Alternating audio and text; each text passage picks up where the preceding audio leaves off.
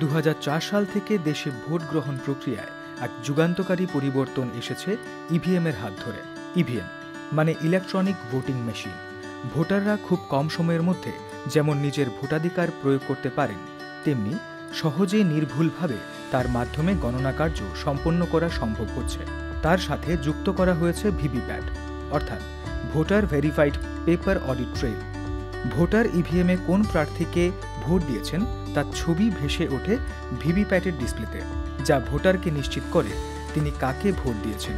ভিভিপ্যাটের ডিসপ্লেতে সেই ছবি 7 সেকেন্ড স্থায়ী থাকার পর নিজে থেকেই স্টোর হয়ে যায় মেশিনে। ইভিএম ও ভিভিপ্যাটের মাধ্যমে আপনার ভোট সঠিক জায়গায় পড়েছে কিনা তা যেমন জানতে পারছেন, তেমনি নিশ্চিত করতে পারছেন গোপনীয়তা। আপনার ভোট, আপনার অধিকার।